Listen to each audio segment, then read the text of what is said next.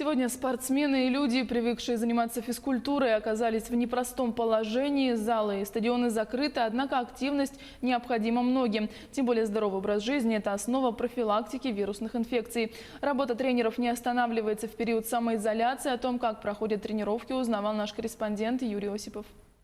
Еще месяц назад закрылись все спортивные объекты. Контакты между людьми сведены к минимуму. Но даже в такое время тренеры продолжают заниматься со своими подопечными. По данным Министерства спорта, сегодня в республике под руководством около 400 тренеров занимается более 9 тысяч спортсменов. Конечно, понимаем, что в зависимости от условий проживания, у кого-то есть хорошие условия, достаточно доступные, у кого-то сложные условия. Кто живет в частном доме, тот может выйти во двор и так далее.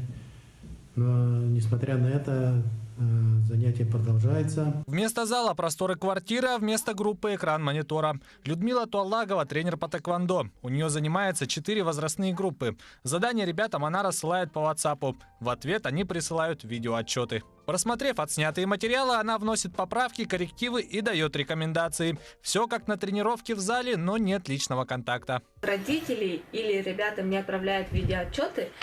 Я просматриваю ее и смотрю, если там у них ошибки, мы начинаем это обсуждать и исправлять ее. Да? После этого мы заполняем отчеты. Да, вот у нас отчет, каждый день мы это заполняем, кто, как, что, сколько воспитанников сделали, какая группа, какое задание и какими они источниками пользовались. По словам самих воспитанников, даже самые лучшие занятия по видеосвязи или видеоотчеты не могут заменить работу с тренером или тренировки в зале. Как тебе тренировки дома? Отлично. Когда тренер отправляет к нам задание, я делаю дома вместе с папой. За это, конечно, лучше, но дома тоже хорошо.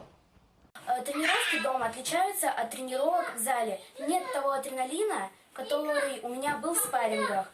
В квартире нет полноценного места, где я отрабатываю удары. Я тренируюсь дома с папой по заданию Людмилы Слановны, но я бы хотела вернуться в обычные тренировки и принять участие в соревнованиях. По словам отца Каролины Василия Аленова, тренировки в зале особенно важны для детей. Для них работа с тренером рядом со сверстниками – это как дополнительная мотивация, чтобы продолжать заниматься спортом. Безусловно, качество тренировок, с дистанционных тренировок очень много теряет. Спортсмены все равно не выполняют должный объем работы, и технические, и силовые виды.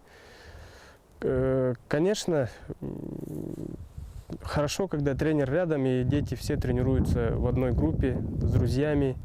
Очень даже тяжело иногда смотивировать начать тренировку дома, например, когда нет тренера. Василий помогает дочери тренироваться дома. В этом ему помогает его тренерский опыт. Он и сам тренер по легкой атлетике Республиканского центра адаптивных видов спорта. Он также перешел на дистанционные тренировки. Подсел. 2. Вниз. Подсел. 3. Сегодня он тренирует более 20 спортсменов. Почти все живут в районах, а потому приходится учитывать и качество сотовой связи. С кем-то удается вести занятия по видеосвязи, а кому-то приходится просто отправлять задания. Даже дома все спортсмены выкладываются на 100%. Для них самоизоляция – это еще одно препятствие, которое просто необходимо преодолеть на пути к победе. Юрий Осипов, Джилустан Иннокентьев, Якутск.